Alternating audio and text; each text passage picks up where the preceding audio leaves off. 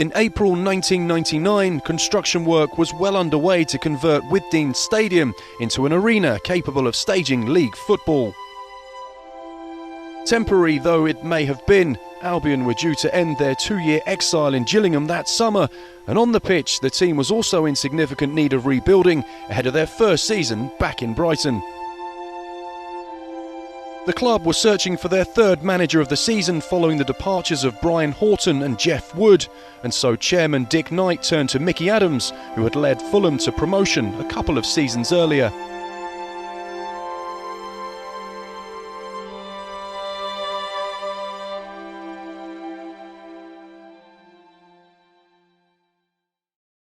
I remember it really because I met Dick Knight in an hotel in London, and he sold me the dream really, and I was introduced at Hove Town Hall. Dick Knight is a very persuasive man, sold us a dream, told us about this stadium, said that this is what was going to happen.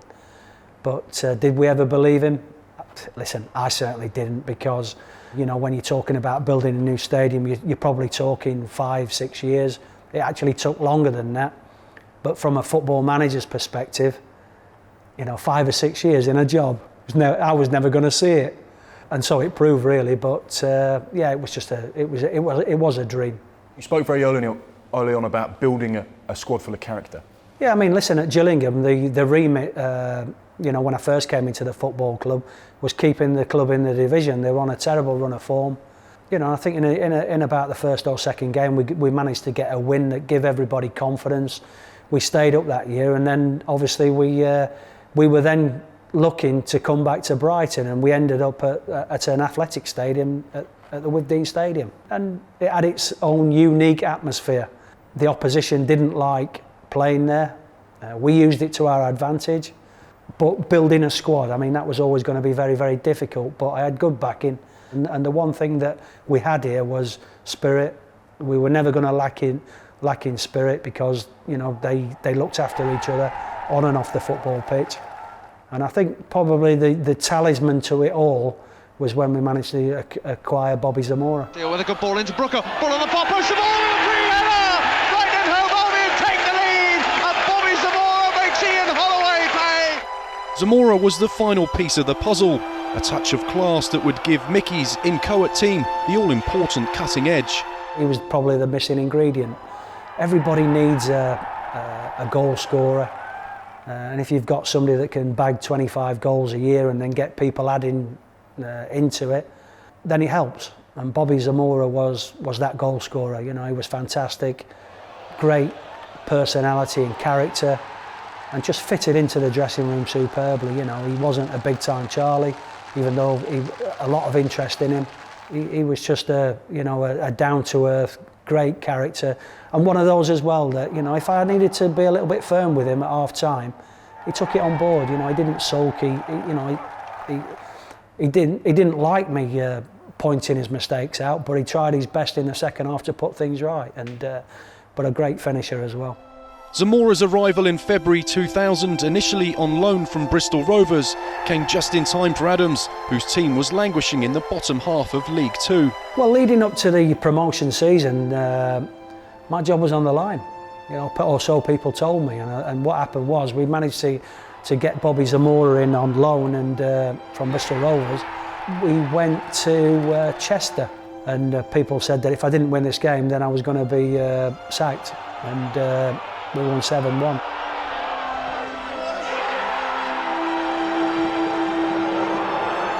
In towards the 6-yard box, and it's headed in by Bobby Zamora. Charlie Oatway said it was the worst hat-trick he'd ever seen. Listen, from my perspective, it was the best hat-trick I've ever seen anyway. I could have kissed him afterwards. How tough were those times when people are talking about your job and your livelihood? How important were people like Bob and Mel, people around you, your backroom team? Well, listen, the backroom team at this football club were as good as anybody. Previously to Bob Booker, I had Alan Cork, who left to go to Cardiff City.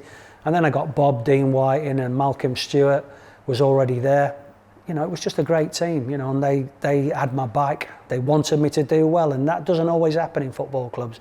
I know it sounds really strange, but sometimes in a lot of football clubs, there's people working against you. Well, I never had that experience at Brighton. They were all for me, and when the pressure counted, they were there for me. But the one important person who was there for me was Dick Knight, because he believed in me. And some of the supporters were calling for my head. He was the one that stuck by me and said, "No, listen, you're the manager. I believe in you. You get on and do the job." And you know, that promotion was it was about the supporters, but I was more pleased for Dick more than anything.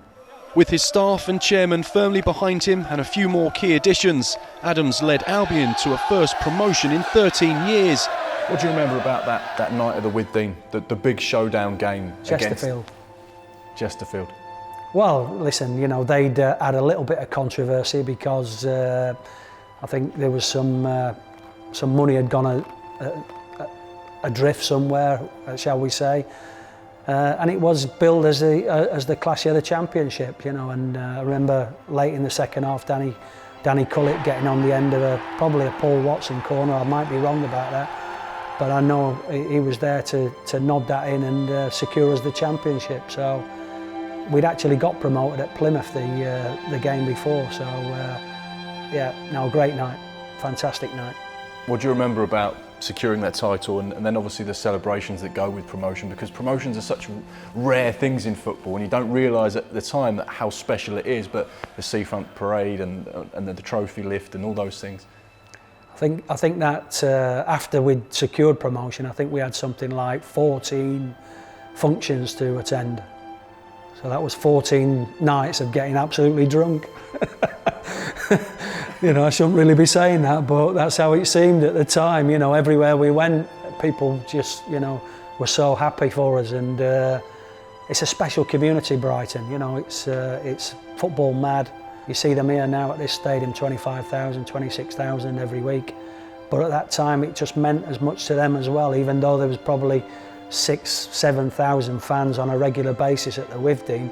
It just meant as much to the community as it did, you know, as it would now for 25,000. So, yeah, a lot of nights out.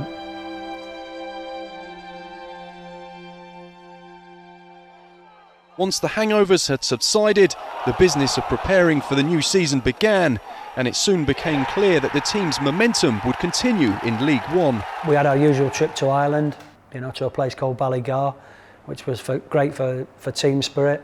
But we started off that next season in good form, and I think the confidence that we'd gained from the year before took us forward. Any sort of game that you wanted, you know, you could get with them. If teams wanted to fight us, they stood up for each other. If teams wanted to play us at football, they had the ability to do that. And once again, Zamora was the key. But with another promotion push looking possible, the club's inadequate facilities had finally taken their toll on Adams, who was tempted by an offer to join Dave Bassett at Premier League Leicester City. I think Harry Bassett got me on a good day because it was all leading up to a Sky game. And we were playing Brentford, who were top two as well. So it was a top of the table clash at the Withdean. And leading up to the game, we'd had terrible storms and the training ground was flooded and we had nowhere to train. You know, so here we were, we'd just been promoted and we had nowhere to train. And I remember ringing up the chief executive at the time and saying, well, where are we going to train? You know, the university were saying that we had nowhere to train, and we ended up training for a couple of days on a park pitch. And I thought to myself, you know, I'm banging my head against a brick wall here because, you know, the team deserves the best facilities and we weren't giving them that at the time. And it wasn't Brighton and Hove Albion's fault. It was just the way it was at that particular time. So I think Harry's phone call came at the right time for me. But looking back, maybe it was the wrong time because, you know, it would have been a fantastic achievement to have taken them out of the First Division into the Championship, which they were going to do because they were good enough. 5 years passed, with Adams also taking the reins at Coventry City, but in 2008, Dick Knight was on the phone once again. Albion wanted him back, and the lure of reprising previous glories proved too great to refuse. You know, I think if you read my book, you know, it was a decision, because I've got a book out. It was a decision that, you know, I should have thought about a little bit more, I think. You know, at the time, I think there was a little bit of political infighting. don't think necessarily I was everybody's choice to come back, and I can understand that, and I did understand it.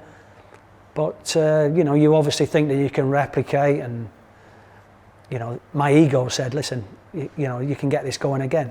But it wasn't to be, and that was disappointing. You know, they say never go back. Maybe they were right.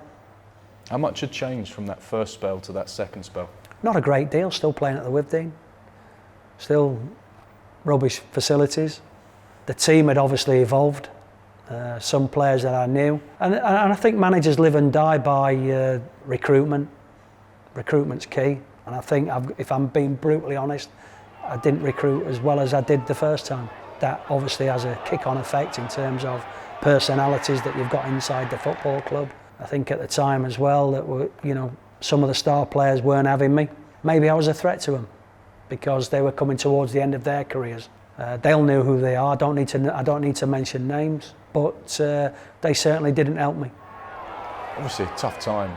Do you think there was a lot of expectation, not only from yourself but from the fans and everyone around the club upon you because of what you'd achieved before? Do you know what there was there? There was a lot of goodwill, and they wanted me to come back and do well. They genuinely did, and I'm talking about supporters here. I'm not talking about people in the background. The fans were genuinely gutted that it didn't work out for me the second time. When you look back, can you put your finger on why perhaps it didn't work out? Well, listen, I'd changed. Perhaps my methods had changed slightly. You'd have to ask other people that. You know, I think that I look back at it and say, well, you know, it's a disappointing part of my career, and maybe I should have left it alone.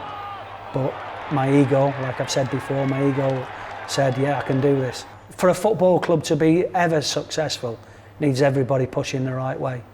If you've got people pulling against you, then it becomes a problem. Now then, here's Birchall, who's got to score.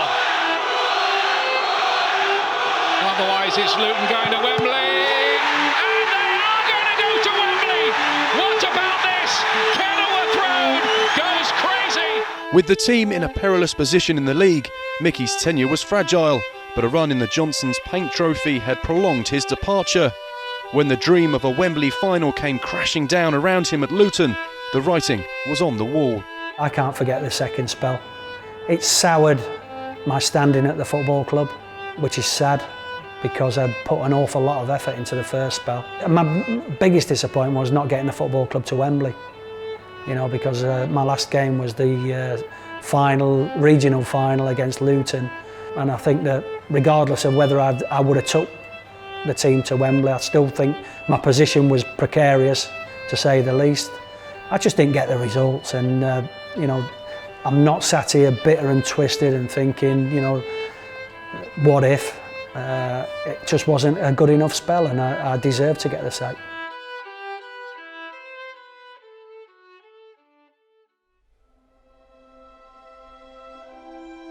While his second spell may have ended in regret, Adams continues to be a hugely popular figure amongst Albion fans thanks to his legendary exploits at the turn of the millennium.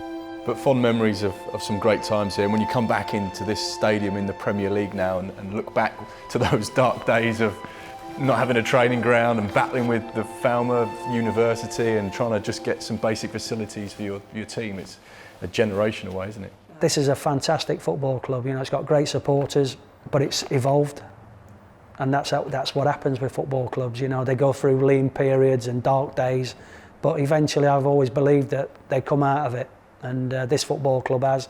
It's a fantastic match day experience. I was here for the first game against Manchester City in the Premier League. I can't even believe I'm saying that. I just hope they survive this year. I don't see why they can't, you know, but once again, it's just a different place from what I remember.